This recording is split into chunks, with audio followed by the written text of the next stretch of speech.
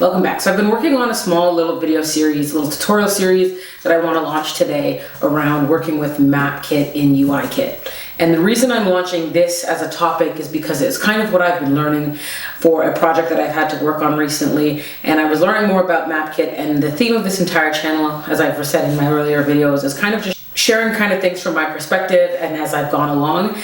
And I figured this would be a really good way to dip my toe into making tutorials. And the best way to do that was kind of take something that I've been recently having to do a lot of research on and turning this into a short video series. And so this video series will contain 3 videos. So this first video that you're watching will be how to set up the project programmatically.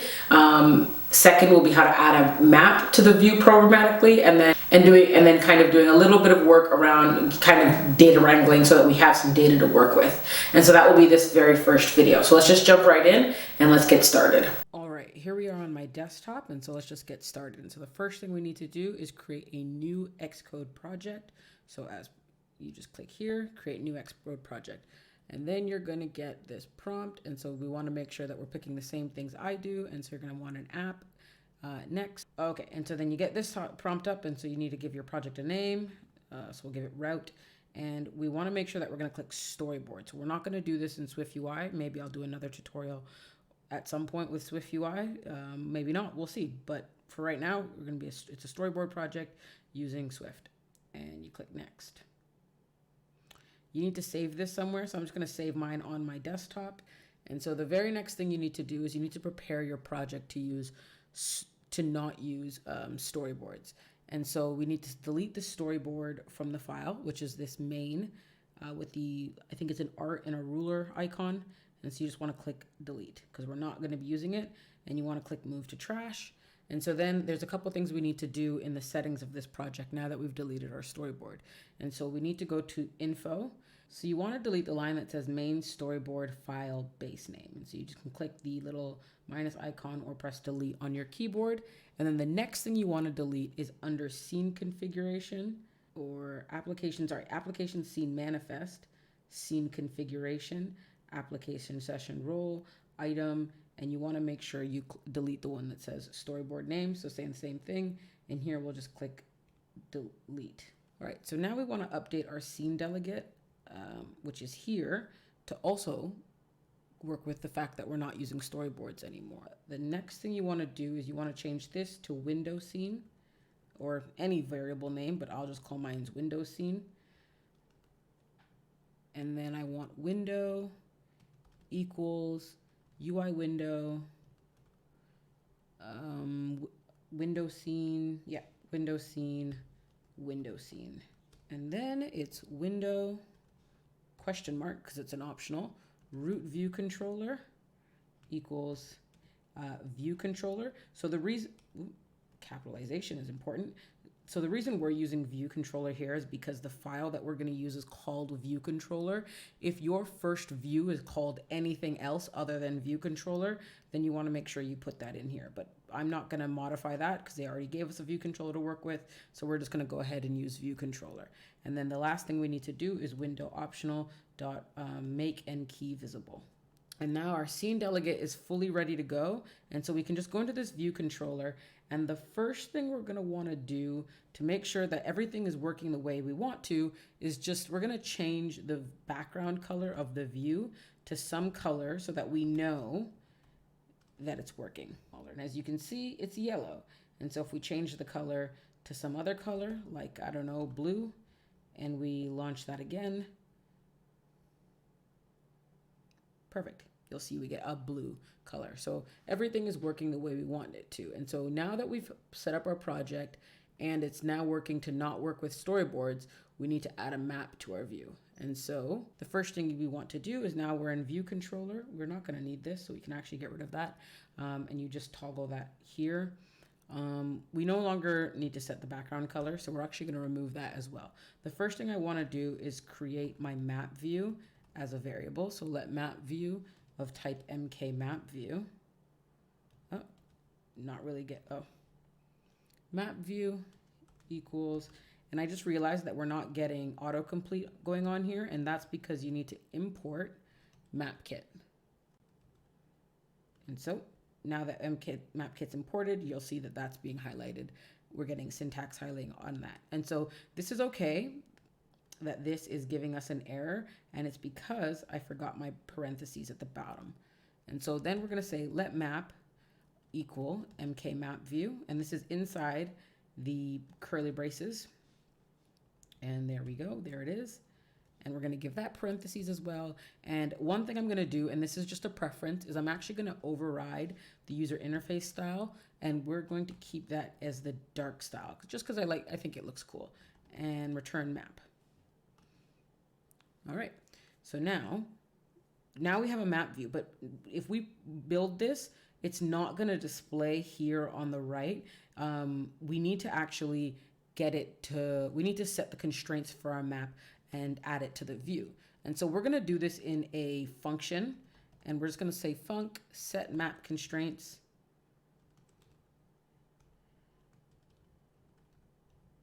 If I could spell, set map constraints. And in here, we're going to do view.add subview, and we're going to call that view our map view. And so we've added the view to the map, but we need to make sure that the constraint so that it fills the whole screen. Because for my project, I'd like my map to fill the whole screen. So we're going to do map.translates auto resizing mask. Translates auto resizing mask into constraints, and we're going to make that false.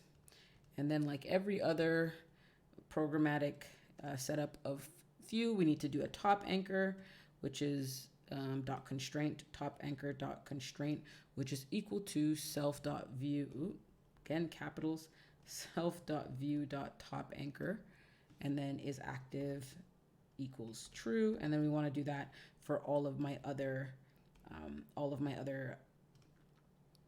edges.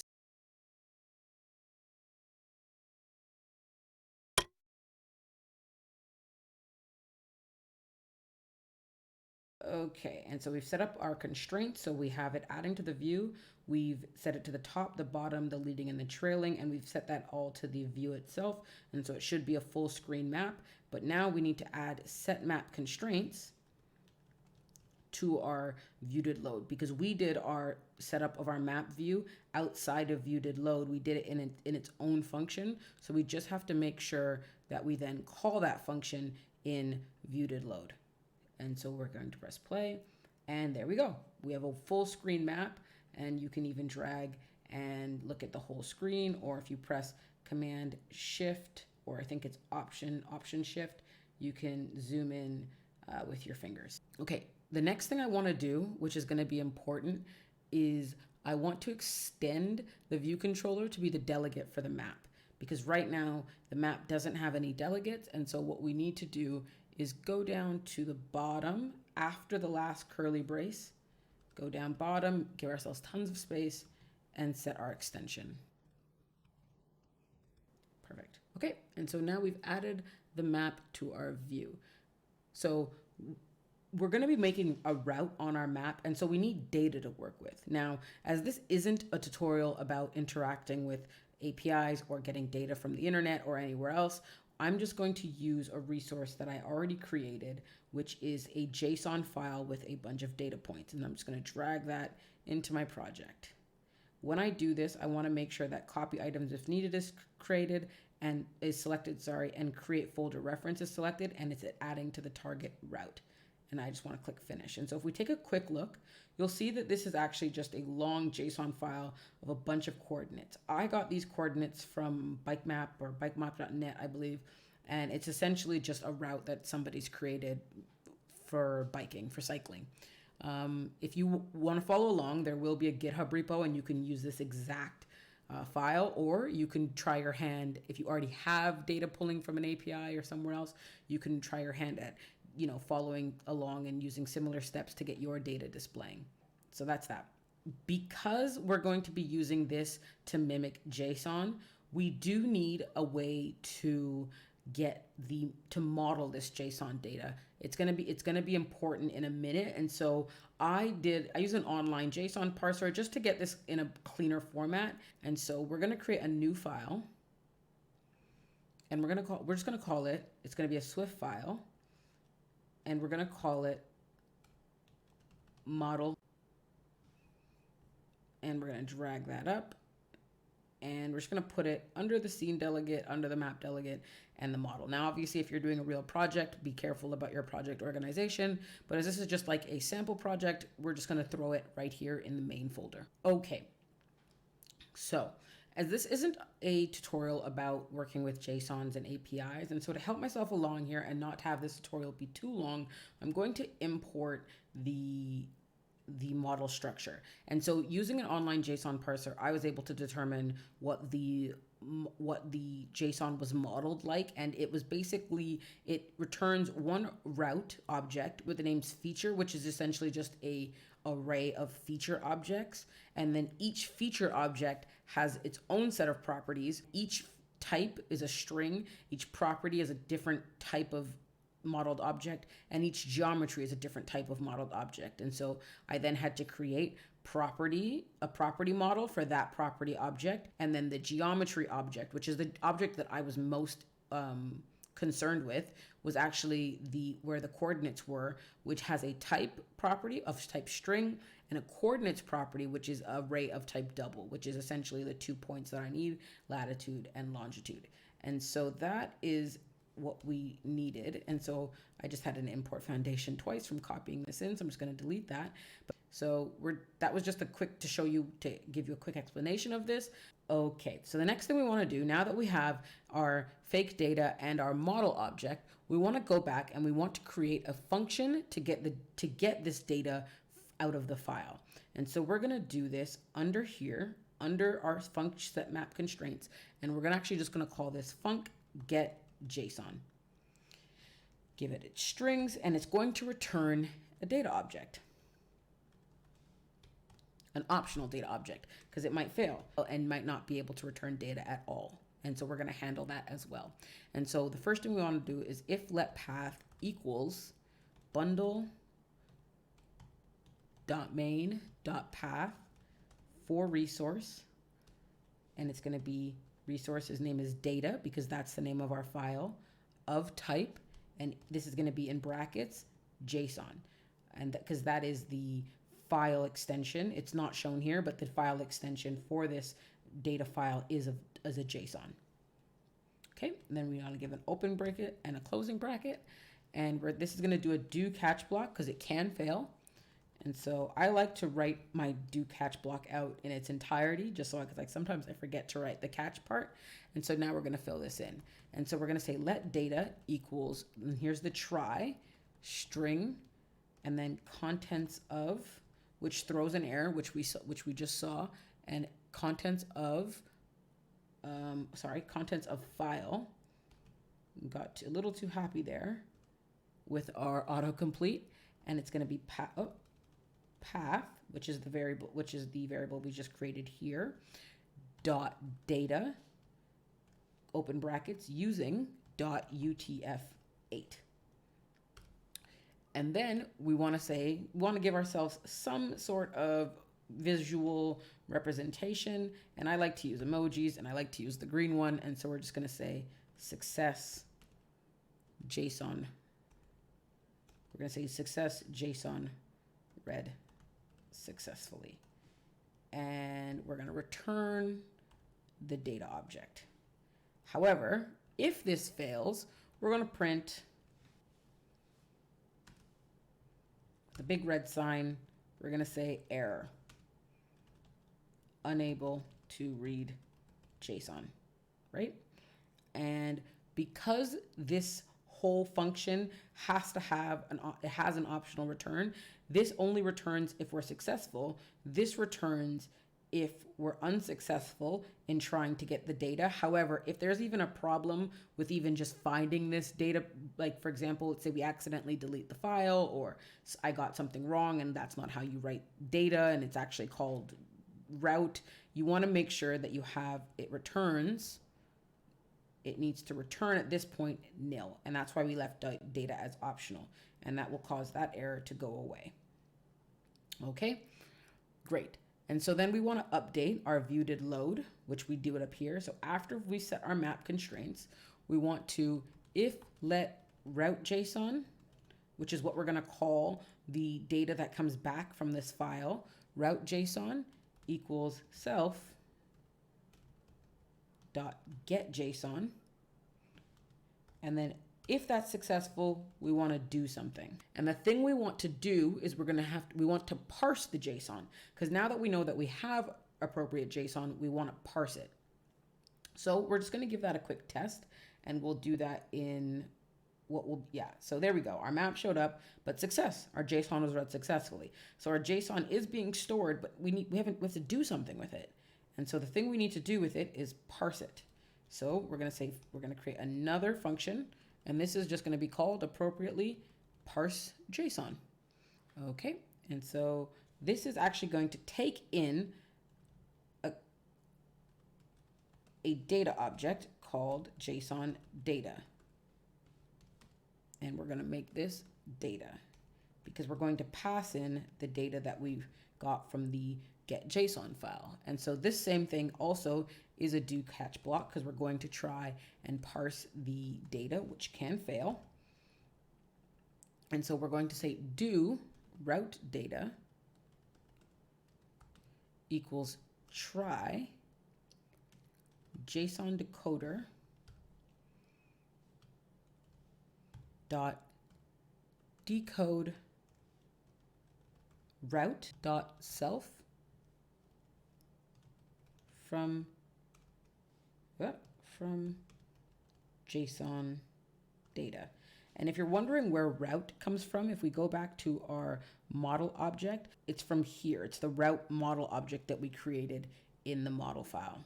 And so we're just going to go back here, and that's, if you're wondering where route was coming from, that's where route's coming from. And we're going to get this error, and that's because we actually haven't created a variable called route data. So we're going to go up to the top of the screen here, and we're going to create var route data, which is going to be an optional of type route, and that's a route object, which I've already told you where that comes from. And there we go. So our error goes away, which is great. So now what we want to do, because the route data is essentially, if we go back to the model, is an array of feature objects with each feature having its own properties, we want to loop through that array. So and we're going to say for feature, because as we just learned, the route is an array of feature objects. And so we're going to say for each feature, right? So now it doesn't matter what you call this, but for my purposes, I'm just going to stick with what the model object is. And I'm going to say for feature in route data, which is an optional dot features, otherwise an empty array. I want to let the location, which I'm just going to call LOC, be of type CL location of latitude and longitude.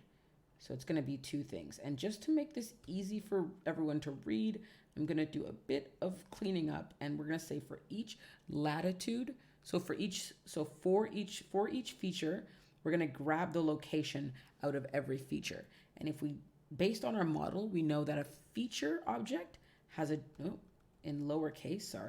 feature object has a geometry object, which contains a coordinates array, and the first one is the latitude, and then to get the longitude, it's feature.geometry.coordinates, and so the second one is the latitude and the first one is the longitude. I got that, sorry, as an array is always starts at the 0th element. So the 0th element is the first one and the first element is the second one. I know that can be a bit confusing, but it is what it is. For each feature, we want to let the location equal of type CL location, and we got to get the latitude and the longitude. And so now that we have the location, we want to save that somewhere.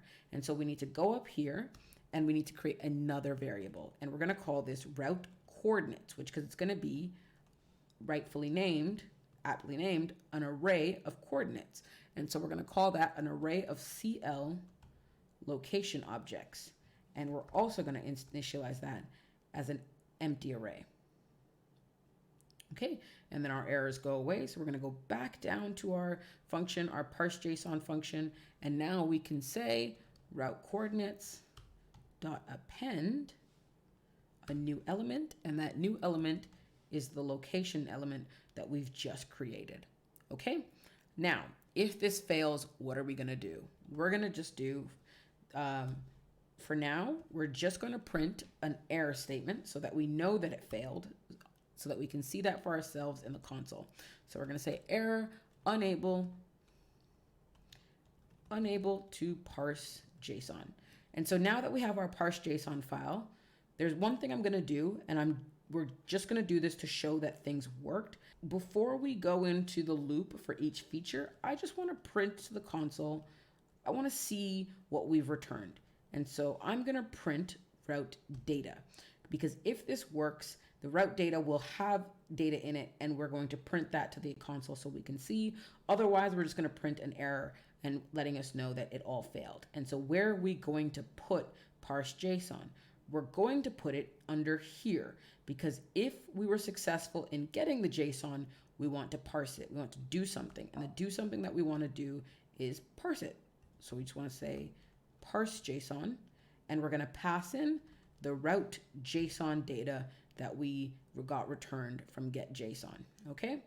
And so now we're just going to press play on the simulator, and we're going to look out here to see if we are successful.